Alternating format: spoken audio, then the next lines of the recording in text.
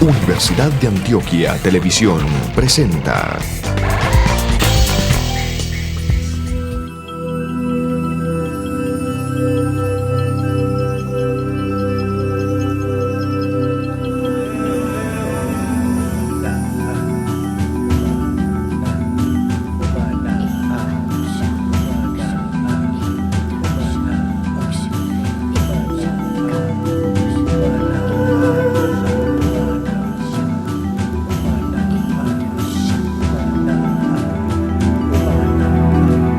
Para el Instituto de Filosofía es un hecho reconfortante estar integrado en esta ocasión a la Cátedra Pública de la Rectoría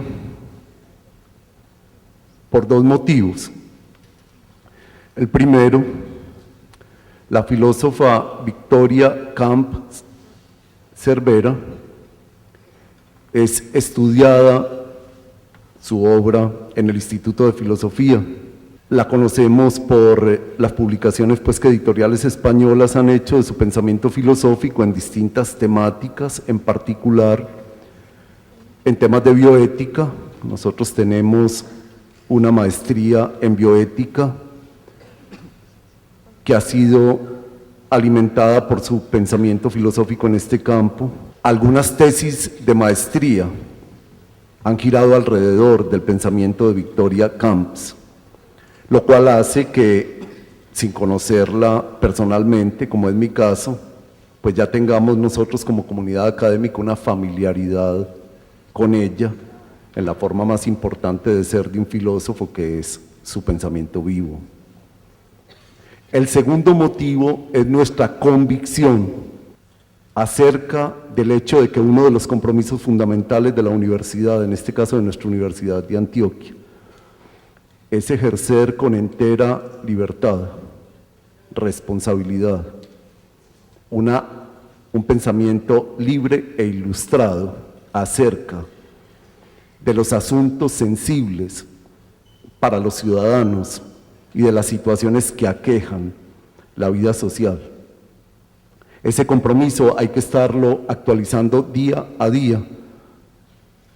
En su silencio activo, la comunidad espera nuestra interlocución, nos hace preguntas desde sus prácticas y problemas, y no puede hacer otra cosa la universidad que responder de una manera lúcida, inteligente, crítica, al decir de Jacques Derrida, sin condiciones de ningún tipo, a ese compromiso y a esa exigencia. Por eso esta cátedra pública es excelente, que dé cabida a la voz de los filósofos. El título de la conferencia propuesta por Victoria Camps en la tarde de hoy es Ética, Ciudad y Comunicación en el mundo de hoy. Tendremos al final la oportunidad de entrar en diálogo con la filósofa española, nuestra ilustre invitada. Yo escogí como tema, que espero que les interese, gracias también a todos ustedes por venir a escucharme, escogí como tema los medios de comunicación, en primer lugar porque creo que la cuestión de los medios de comunicación es hoy una de las cuestiones fundamentales que deberían ser objeto de reflexión de aquellas personas que se dedican a pensar como parece que somos los filósofos, ¿no? No se suele desde la filosofía reflexionar demasiado sobre los medios de comunicación, ¿no? Y creo que esa debería ser una tarea, por lo menos, de esa ética que ha venido en llamarse ética aplicada, ¿no? La ética aplicada a la medicina, la ética aplicada a la empresa, la ética aplicada a la educación, la ética aplicada también a los medios de comunicación, porque una de las cuestiones que creo que hoy deberían preocuparnos es cómo conseguir que los medios, y sobre todo los medios audiovisuales, es decir, la televisión, la radio y ahora todo lo que está en el entorno de Internet, y todos los nuevos medios, las nuevas pantallas, todo eso que se llama las nuevas pantallas, deben asumir una responsabilidad por la influencia que tienen en la sociedad. Bueno, en segundo lugar, yo, por cuestiones un poco accidentales, me he visto implicada en la reflexión sobre los medios de comunicación. En primer lugar, cuando fui senadora, estuve presidiendo una comisión para el estudio de los contenidos televisivos y actualmente soy consejera del Consejo Audiovisual de Cataluña, ¿no?, que es como algo parecido a la Comisión Nacional de Televisión que tienen en Colombia, por lo menos en el nombre parecido. En el contenido no lo sé porque no lo conozco suficientemente. Dentro de unos días iré a visitarlo y entonces veré si realmente se corresponde con lo que tenemos allí. En España, además, estamos en una situación muy insólita. Saben que España es un Estado que tiene una estructura de comunidades autónomas. No existe un Consejo Audiovisual en España, no lo hay. En cambio, sí existe un Consejo Audiovisual en algunas comunidades autónomas, como es la de Cataluña, la de Andalucía y la de Navarra. Extrañamente, porque Navarra no tiene televisión, no tiene televisión autonómica, pero sin embargo tiene un Consejo Audiovisual. Lo cual no solo es contradictorio y paradójico, sino que es totalmente absurdo, habida cuenta que hoy las televisiones no tienen fronteras, ¿no? Y voy a enfocar mi charla partiendo de una idea, una tesis, si quieren, una teoría, que es la que me va a servir de punto de partida, ¿no? Por una parte, está claro que vivimos en un tipo de sociedad que ha venido en llamarse la sociedad de la información o la sociedad del conocimiento. Hay un libro que es ya un clásico de nuestro tiempo, de un sociólogo español que se llama Manuel Castells, que se llama La sociedad del conocimiento. Es un libro importantísimo, ¿no?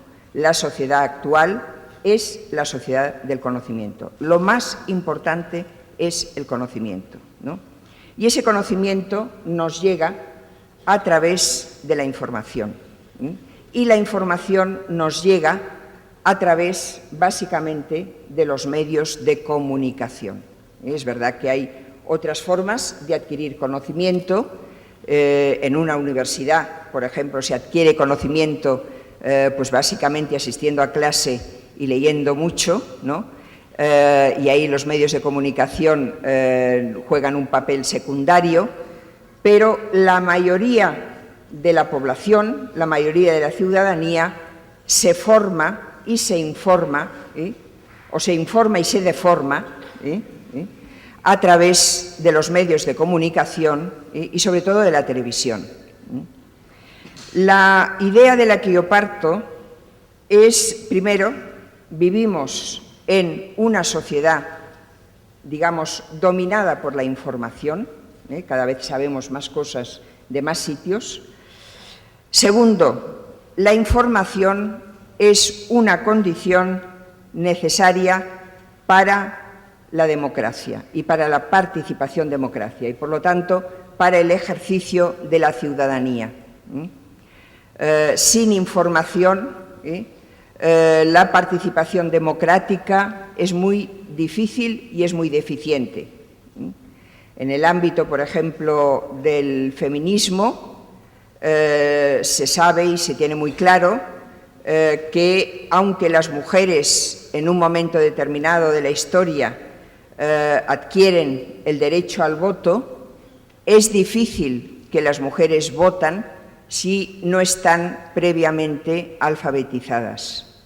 Es decir, cuando no hay información y cuando no hay formación, la participación democrática más elemental, que es la de acudir a votar, no se realiza porque la información es una condición necesaria, no suficiente, pero necesaria para la participación. A partir de estas dos premisas, La pregunta que yo me voy a hacer, y la pregunta que un poco hay que tener en la mente como eje de toda mi intervención, es si, dado que vivimos en esa sociedad tan informada y con tantos medios para ser informada, ¿contribuye eso a que mejore la democracia? ¿Contribuye el tener más medios de comunicación a que seamos mejores ciudadanos? Esa es la pregunta que me voy a hacer. Hay autores, hay estudiosos, estudios de pensamiento sobre la comunicación y sobre la política que están convencidos de que la respuesta a esta pregunta tiene que ser afirmativa. Manuel Castells, por ejemplo, es uno de ellos. Es muy optimista respecto al futuro de una democracia que contará con más medios para que los ciudadanos no solo se comuniquen entre ellos, sino que tengan una interactividad mayor con los gobiernos, con los parlamentos, etcétera, ¿no? Incluso se habla de que la sociedad del futuro puede ser una especie de ágora. Ágora significa plaza, ¿no? Es la ágora de la democracia griega, una especie de ágora virtual, ¿no? Donde todos nos comuniquemos y donde la participación sea un hecho. Incluso hay quien habla de la posibilidad de crear un parlamento en el ciberespacio. Bueno, todo eso son ideas positivas de futuro, ¿no? Es decir, tenemos más medios de comunicación, tenemos más posibilidades de mejorar. Ahora bien, ¿cuál es la realidad, ¿no? Y para hablar de la realidad me voy a referir a eso que se llama la opinión pública. Estamos en condiciones, por el hecho de que tenemos más medios de comunicación, de construir una auténtica opinión pública. Es decir, existe una opinión pública auténtica, un pensamiento público sobre los problemas del mundo, de la humanidad, los problemas locales, los problemas de un Estado determinado. Existe una discusión a través de los medios sobre todos estos problemas. Es decir, se va formando y hay condiciones para que se forme una opinión pública. Bien, para contestar a esto voy a echar mano de unos cuantos pensadores que han tratado esta cuestión desde hace unos años. Uno de ellos es quizá el filósofo más importante de nuestro tiempo, vivo, que es Jürgen Habermas.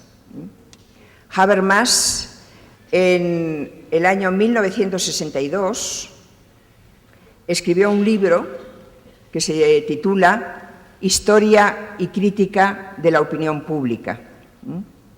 Y en ese libro decía, en primer lugar, que la esfera pública, es decir, ese ámbito de comunicación público que crean los medios, la esfera pública debería ser el ámbito de expresión de la sociedad civil frente al Estado.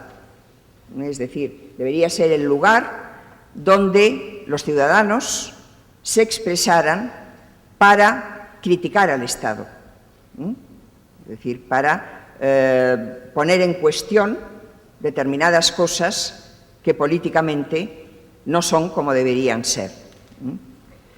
La esfera pública debería ser un ámbito de opinión fuera del poder, es decir, el ámbito de poder de los ciudadanos, no el ámbito también de poder político. Y los distintos gobiernos estarían moralmente obligados a tener en cuenta esa opinión pública. Esto ocurre a veces, que exista esa opinión pública, que se manifieste y que realmente los gobiernos, si no obedecen o si no se hacen cargo de esa opinión, por lo menos se ponen un poco nerviosos al darse cuenta de que esa opinión existe, ¿no? Un ejemplo de cuando esa opinión pública se ha manifestado, pues en España, que es lo que yo conozco, recientemente hubo una gran protesta contra la guerra de Irak, ¿no? Porque nuestro gobierno en aquel momento apoyaba la guerra de Irak. En España hubo una gran manifestación ciudadana cuando se produjeron los atentados en Madrid, los atentados de Al-Qaeda del 11M. Y esa manifestación tuvo tanta fuerza, esa reacción ciudadana, que dio un vuelco a las expectativas electorales, ¿no? Cambió el gobierno, había unas elecciones al cabo de pocos días y el gobierno cambió. Cuando se produjo en Galicia la catástrofe del Prestige, no sé si aquí recuerdan, un desastre ecológico, ¿no? De un barco que se hundió y contaminó todas las playas, hubo una gran reacción ciudadana y cantidad de voluntarios se desplazaron a Galicia a hacerse cargo de algo que en aquel momento el gobierno no supo reaccionar, ¿no? Ahora bien, ahí los medios de comunicación no se ve que hayan tenido mucho que hacer, ¿no? Ha sido más bien redes ciudadanas, ¿no?, las que han provocado esa protesta de la ciudadanía frente a los gobiernos. Y esto ya lo veía Habermas en el momento en que escribió el libro al que yo me refería, ¿no? Y él lo explica de la siguiente manera, ¿no?, para decírselo de una forma muy fácil y muy breve. A partir de comienzos del siglo XIX, la prensa, porque a comienzos del siglo XIX no hay todavía televisión, lo que hay solo es prensa, la prensa evoluciona hacia lo que se llama, hacia la prensa negocio. Es decir, básicamente el modelo es la publicidad comercial. La prensa se financia con la publicidad comercial y esa publicidad tiene tanta fuerza que convierte a la prensa en pura publicidad y en pura propaganda.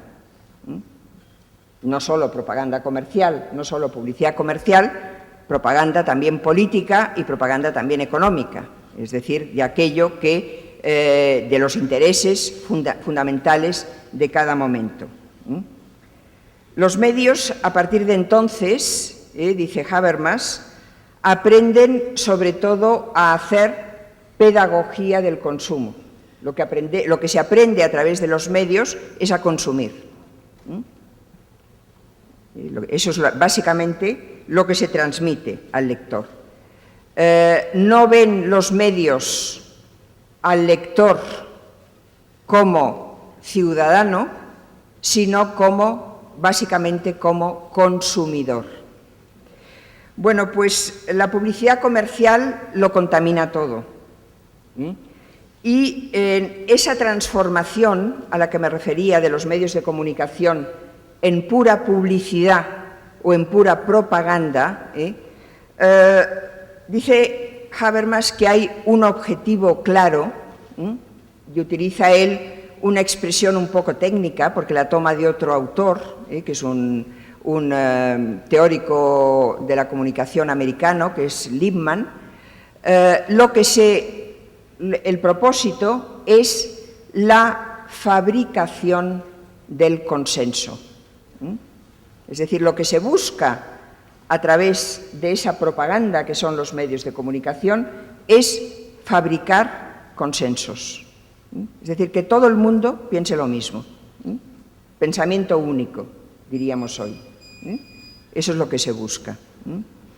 Esa teoría de la fabricación del consenso se la inventó un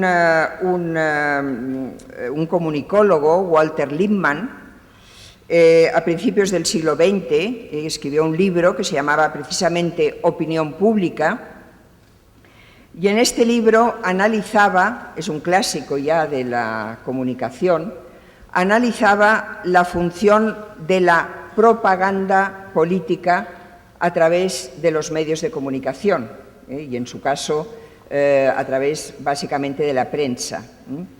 Ese es un fenómeno, el fenómeno de la propaganda política, que aparece por primera vez en la Primera Guerra Mundial. En la Primera Guerra Mundial, y lo analiza así Lippmann, se da ese fenómeno de utilizar la comunicación para transmitir consignas y para dar una versión de los hechos que favorezca a los poderes establecidos, ¿no? Eso que hoy ya lo tenemos tan asumido, ¿no? Y que cuando hay una guerra, ocurrió con la guerra del Golfo, ha ocurrido con la guerra de Irak, ha ocurrido recientemente con la guerra del Líbano, no nos fiamos de ningún medio de comunicación, porque lo primero que tenemos que saber es en nombre de qué poder político está hablando ese medio de comunicación y qué versión de los hechos nos quiere dar, ¿no? Bueno, eso lo descubre Lippmann por primera vez en la Primera Guerra Mundial. Y no solo eso, sino que en el año 1916 en Estados Unidos hay una campaña presidencial, hay elecciones, y Woodrow Wilson es elegido presidente. Y es elegido presidente con un programa electoral que tiene un eslogan antibelicista: paz en la guerra. Es decir, se presenta la candidatura de Wilson y de esa forma gana las elecciones como un presidente antibelicista, un presidente pacifista, ¿no? Al cabo de poco tiempo, al gobierno de Estados Unidos le interesa entrar en la guerra. ¿Y qué hace? Crea una comisión encargada de hacer propaganda y de crear y de conseguir que una población pacifista se convierta en una población dispuesta a matar a todos los alemanes, para decirlo fácil y rápido, ¿no? ¿Cuál es el mecanismo que utiliza para eso? Pues lo que tiene que conseguir es crear como una especie de histeria patriótica en los Estados Unidos, ¿no?, para que esa población que era pacifista se convierta a favor de la guerra, ¿no? Para eso se crea una comisión, y ya estamos acostumbrados de que cada vez que hay un problema se crea una comisión, ¿no?, para resolverlo. Se crea una comisión que se llama la Creel Commission. En esa comisión participa Walter Lippmann, ¿no? Y es a raíz de la participación en esa comisión que él pone en circulación esa expresión de fabricación del consentimiento o fabricación del consenso. Lo que se busca en esa comisión es cambiar la actitud de todo un país y convertir a ese país en un país a favor de la guerra cuando no lo era. Y al juicio de Lippmann, que es un juicio muy pesimista, no se puede esperar más que esto, ni de la democracia, ni de los medios de comunicación que están al servicio de la democracia. Es decir, los medios son pura propaganda a favor de los intereses de quienes gobiernan. Claro, Habermas, que comenta estas ideas, dice que este consenso fabricado por los medios de comunicación, o este pensamiento único que fabrican los medios de comunicación, dista mucho de ser lo que debería ser la opinión pública. Es un proceso que no tiene nada que ver con la ilustración de las personas, con el conseguir que las personas intenten sacar de sí mismas lo mejor y encontrar entre todos lo mejor para un país o lo mejor para resolver un problema, ¿no? Cuando los medios se convierten en pura propaganda, no se consigue eso. Entonces, la esfera pública, ese ámbito que ocupan los medios de comunicación, es una esfera que está como colonizada, ¿no? Como feudalizada por unos intereses dominantes, que no son ese interés general que es el que habría que buscar. Hay otros autores que también se han referido a esta concepción propagandística de la opinión pública. Yo solo para poner un ejemplo más me voy a referir a uno de ellos. Es el estudio de una alemana que se llama Elisabeth Noel Neumann, que elabora una teoría que ella llama la teoría de la espiral del silencio. ¿En qué consiste esa teoría? Bueno, la autora se basa en el análisis de dos campañas electorales en Alemania en los años 1965 y 1972. En ambas campañas se produce una diferencia brutal, escandalosa, entre lo que era la intención de voto que reflejaban las encuestas hechas a los ciudadanos y los resultados electorales. Es decir, que en el último momento la votación sorprende. Gana quien no debería ganar según las encuestas, ¿no? Y eso de una manera espectacular, ¿no? Dice Noel Neumann que la explicación está en las presiones, en ambos casos, que se produjeron al final de la campaña para invertir la tendencia de voto. Y ese es un ejemplo de la capacidad que tienen los medios de comunicación para anular la percepción y la voluntad de la gente. Es decir, se silencia a aquellos que no opinan lo que habría que opinar. Es decir, que no opinan lo correcto, lo que se debería opinar. Porque ese silencio es fundamental para reforzar el peso y la opinión de la mayoría. Y eso es lo que llama la espiral del silencio. O sea, se consigue no reproducir, no transmitir aquellas opiniones que no convienen para lo que el interés dominante pretende y quiere conseguir. Y a eso le llama la espiral del silencio.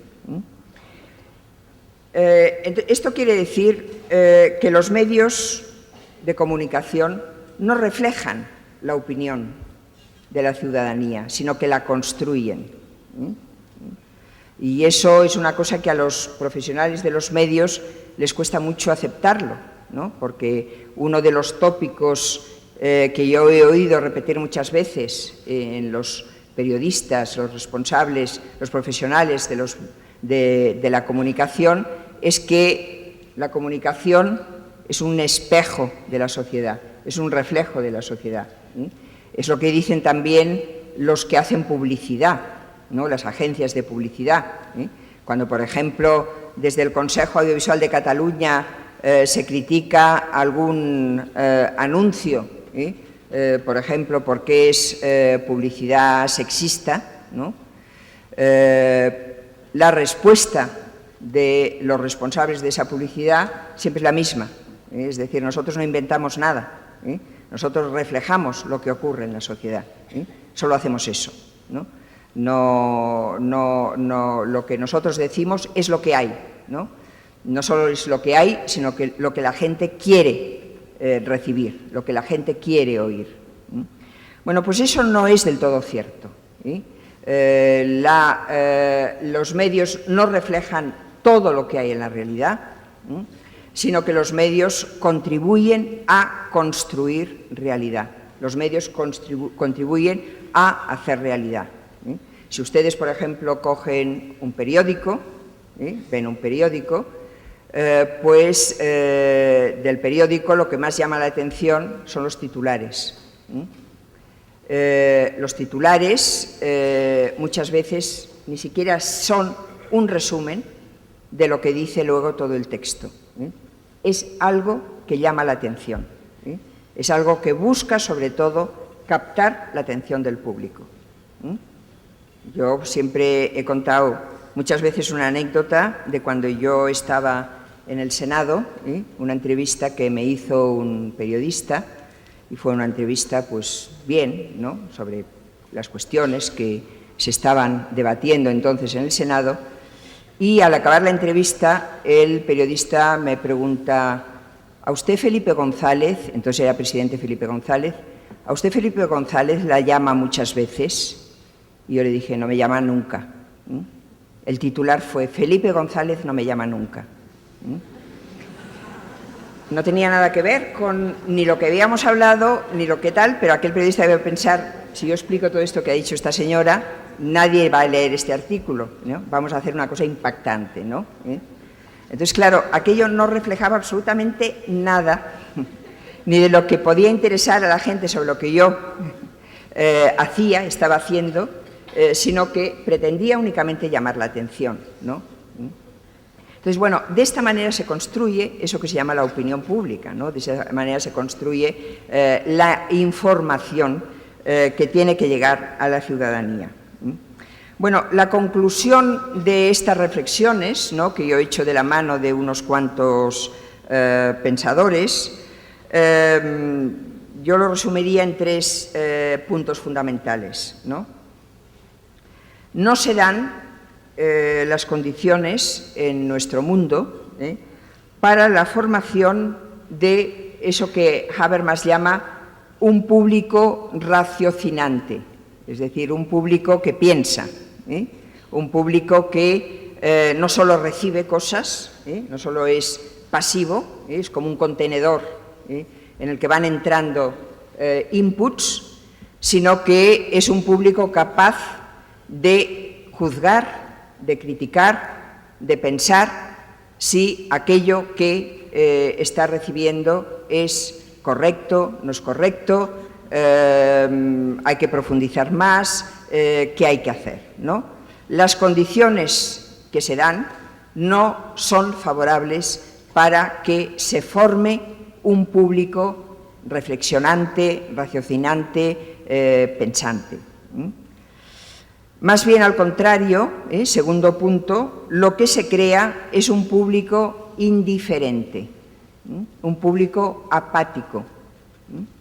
La palabra apático está formada de una raíz que significa no, que es a, y pathos, que significa pasión. Una persona apática es una persona que no se apasiona con nada, una persona que no consigue que nada le apasione, ¿no? Bueno, pues respecto a las cosas públicas, que son de las que hablan los medios de comunicación, aquellas cosas que deberían interesar a todos, el público cada vez es más apático, más indiferente. Entre otras cosas porque esos medios que han de hacerlo, que deberían hacerlo apasionado, tienen poca credibilidad y no consiguen no solo apasionarles, sino no consiguen convencerle. Y por lo tanto, eso que llamamos la opinión pública acaba siendo, tercer punto, una ficción. No es verdad que tengamos una opinión pública, ¿no? Tenemos, como se ha dicho muchas veces, una opinión publicada, que no es lo mismo que una opinión pública. La opinión publicada es aquello que aparece como opinión de fulano, sutano, en los medios de comunicación, pero esto no refleja realmente lo que opina la sociedad, que sería la opinión pública. Bueno, frente a esto, ¿cómo podríamos mejorar un poco la situación? Porque, a ver, yo me ocupo sobre todo de filosofía moral, que es ética, ¿no? La ética trata de lo que debería ser, no de lo que es. Es decir, no podemos quedarnos en una descripción de lo que ocurre, que es una descripción que reconozco que es crítica, porque eso es lo importante, ¿no? Ver en la realidad aquello que funciona mal para intentar mejorarlo. Frente a eso, lo que hay que preguntarse siempre es cómo podríamos mejorarlo, ¿no? Y ya que parece que no se dan las condiciones para que esa sociedad de la información nos haga más ciudadanos y más demócratas, ¿no? ¿Qué habría que hacer para que el derecho a la información se cumpliera de verdad? Es decir, que quienes tienen el derecho de informar y la obligación de informar, informaran bien, ¿no? Y también, ¿qué habría que hacer para que los que recibimos la información fuéramos capaces de procesarla adecuadamente? Es decir, no se trata solo de que unos mejoren su función, sino también que la ciudadanía sea una ciudadanía activa, que frente a la información sea capaz de formarse un juicio crítico. Entonces, para contestar esta pregunta, yo creo que el primer paso es tomar conciencia de una serie de vicios o de distorsiones que son intrínsecas a ese entorno mediático en el que estamos. Yo he hablado en otras ocasiones de las tiranías de la información. Es decir, la información nos viene sometida a una serie de tiranías, ¿no? Una serie de tiranías que muchas veces son inevitables, pero si nosotros tomamos conciencia de que existen esas tiranías, pues quizás seremos más capaces de superarlas o de conjurarlas. En primer lugar, una de esas distorsiones de los medios de comunicación es que es verdad que los medios de comunicación informan, ¿no? Pero sobre todo, la función básica de los medios es la de entretener. Y la información, para que sea una información que mínimamente, aunque sea de una manera muy superficial, llegue a la gente, tiene que ser entretenida. Si no, no funciona. Por eso se da tanta importancia a los titulares, por eso se da tanta importancia a la imagen, por eso se da tanta importancia a lo breve, lo superficial, lo espectacular, lo sensacionalista, porque eso entretiene, ¿no? Y vivimos en una sociedad cada vez más abocada al ocio, al entretenimiento, y esa es la función básica de los medios y sobre todo de la televisión. Yo creo que fue la BBC, que fue una de las primeras, si no la primera televisión pública, y además una televisión que ha tenido una función de servicio público muy cuidada y muy emblemática y muy modélica. La BBC acuñó aquella definición que decía que la función de la televisión es triple, es informar, entretener y educar. Bueno, yo no creo que sea la función de los medios de comunicación y menos que ninguno de la televisión educar. Yo me conformaría mucho con que no mal educaran. Y decir que no es su función educar no quiere decir que no pueda haber programas educativos buenos, ¿no? Pero la función primera o una de las funciones prioritarias de la televisión no es la educativa. Lo que pasa es que han de procurar no maleducar a través de lo que hacen. y han de procurar respetar los valores cívicos a través de lo que hacen, ¿no? Pero eso es distinto de decir que su función es educar. Y aunque sí que es verdad que es función de los medios y de la televisión informar, esa función es también subsidiaria del entretenimiento. Es decir, es el entretenimiento la función fundamental y la información tiene que darse a través del entretenimiento. Pero claro, esto tiene peligros, que es ir degradando la información, porque tiene que ser entretenida. Hay un estadounidense, un especialista en medios de comunicación, Neil Postman, que escribió un libro hace unos años que se llama Divertirse hasta morir. Y esto es lo que hace la televisión, divertirse hasta morir. Es decir, esto es lo que busca. No digo que lo consiga, ¿no? Pero eso es lo que busca fundamentalmente. Esta obsesión y esta necesidad de entretener lleva a la degradación, a la degeneración, al deterioro de los contenidos televisivos, ¿no? Eso lleva pues a utilizar la violencia como recurso en la mayoría de los programas.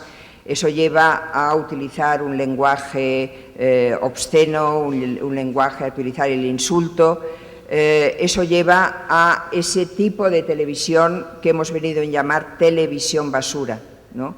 Que es una televisión que, en fin, en la que nada es bueno, en la que nada es apreciable, que no tiene calidad ninguna. Y eso se hace siempre con una excusa, que es la excusa de que eso es lo que la audiencia pide y lo que la audiencia quiere, lo cual tampoco es cierto. Es verdad que los audímetros registran más audiencia cuando hay más sensacionalismo, cuando hay más escándalo, cuando hay más espectáculo, ¿no? Pero eso no quiere decir que si en lugar de utilizar un audímetro solo, que es un aparato que registra quienes están viendo un programa determinado en un momento determinado, si en lugar de eso preguntáramos a las personas qué prefieren, qué tipo de televisión prefieren, qué tipo de programación prefieren, seguramente encontraríamos respuestas muy distintas a las que registran los audímetros. Una cosa es la cantidad y otra es la calidad. Una cosa es saber quién tiene el televisor encendido, otra es preguntar qué prefiere ver, qué le gustaría ver. Hay unos versos de Lope de Vega que reflejan muy bien esta idea, ¿no? Lope de Vega decía las dos cosas, ¿no? Decía que al público hay que hablarle, puesto que es necio, hay que hablarle en necio, eso lo decía por una parte, pero por otra parte tiene aquellos versos que dicen: piense que para el público trabaja, que también a la plebe juzga en vano, pues si dándole paja come paja, siempre que le dan grano, come grano. O sea que los medios de comunicación tienen la iniciativa, y sobre todo la televisión, que es el medio menos interactivo de todos, ¿no? La televisión ofrece cosas, tiene la iniciativa, y el público escoge entre lo que hay, ¿no? Entonces, esa primera característica, ¿no? La información tiene que someterse al entretenimiento, y el entretenimiento es, sobre todo, hecha mano de eso que yo llamo una serie de tiranías, ¿no? La tiranía de la imagen, la tiranía de la velocidad, hay que ir muy deprisa, y hay que acabar y pasar de una información a otra rápidamente, porque si no la gente se aburre, la superficialidad, el espectáculo. Con lo cual se consigue una cosa, que es infantilizar a los adultos y adultizar a los niños, ¿no? esa televisión generalista, ¿no?, que pretende captar toda la audiencia de todas las edades, y sin atender a diferencias, da al público menor, infantil, unos mensajes y unos contenidos que no son para la infancia, y por lo tanto le priva del derecho a ser niño, y da, en cambio, a los mayores unos contenidos que son excesivamente infantiles. Esto pasa, pues, por lo que decía antes, ¿no?, porque sobre todo la comunicación se ha convertido en una industria, en un negocio, y busca la rentabilidad económica por encima de todo, y en segundo lugar porque se compite precisamente porque es un negocio, se compite por tener las mayores cotas de publicidad, y por lo tanto esa competencia lleva a competir por lo bajo, es decir, no competir por la calidad, sino competir por aquello que es más fácil, ¿no? Como la televisión está en todos los hogares y se cuenta con ella, sea buena o sea mala, hay muchos hogares en los que la televisión está encendida todo el día, aunque no haya nadie mirándola, ¿no?, está siempre encendida, pues de eso se aprovechan los medios de comunicación. Eso hace también que la información no sea plural, es decir, la información, si los medios se han convertido en pura propaganda y en puro negocio, la misma globalización económica tiene como consecuencia un fenómeno que es la concentración de los medios de comunicación. Esa concentración hace muy difícil que haya una información plural, que haya una información diversificada, que se dé eso que en algunas constituciones es incluso un derecho fundamental, que es el derecho de acceso de los ciudadanos a los medios de comunicación, es decir, que estén abiertos a que todos puedan expresarse a través de los medios de comunicación. Y entonces, para retomar, ya voy acabando, para retomar el punto de partida, esa opinión, eso que debería ser una opinión pública, no es nada más que una opinión privatizada, es una opinión de unos cuantos, es una opinión de los intereses dominantes, ¿no?, pero no es exactamente una opinión pública. Frente a este análisis, yo me encuentro siempre con una objeción o con una pregunta, y la anticipo ya, que es la pregunta ¿qué ocurre con los nuevos formatos? O sea, hoy hablar de televisión y hablar de una televisión que el sistema es analógico, no es digital y que por lo tanto no es interactiva, es ya un poco obsoleto.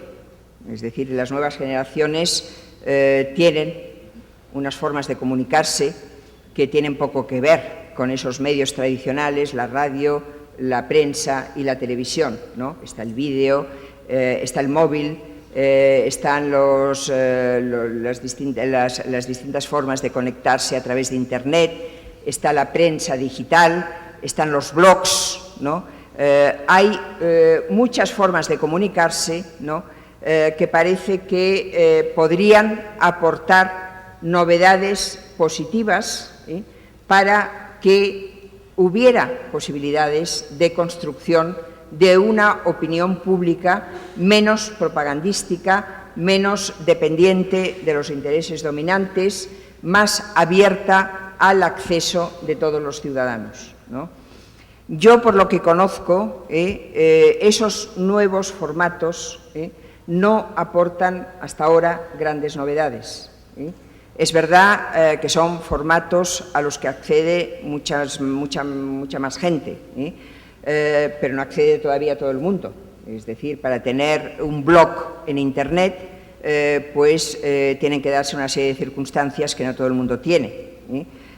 Hay que tener una cierta cultura, hay que tener una serie de medios tecnológicos. Hoy se habla, por ejemplo, mucho de la fractura digital, es decir, de lo que las nuevas tecnologías de la comunicación pueden incidir en una división de la sociedad entre pobres y ricos más acentuada de la que hay, por la imposibilidad de acceder de muchos a esas nuevas tecnologías de la comunicación.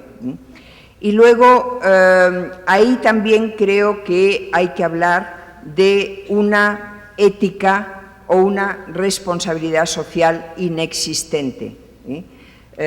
Lo que nos llega a través de periódicos digitales y a través de blogs, a veces es mucho más horrible que lo que nos llega a través de los medios de comunicación tradicionales, ¿no? Ahí se echa mucho más mano de la infamia, del insulto, de la no confrontación o el no contrastar con la realidad, con los hechos, el no verificar lo que se dice. Se es mucho más irresponsable, porque es muy fácil introducir en Internet cualquier cosa, ¿no? Y, por lo tanto, la credibilidad de esos nuevos formatos para comunicarnos, hoy por hoy, todavía está muy en entredicho. Por lo tanto, me parece que se pueden seguir manteniendo todas esas críticas a la comunicación como constructora de opinión pública que ya hiciera Habermas o que hiciera Lippmann a principios o a mediados del siglo XX. Yo, para acabar ya, solo quería hacer 3 propuestas. Yo pienso que la manera de enfocar cambios en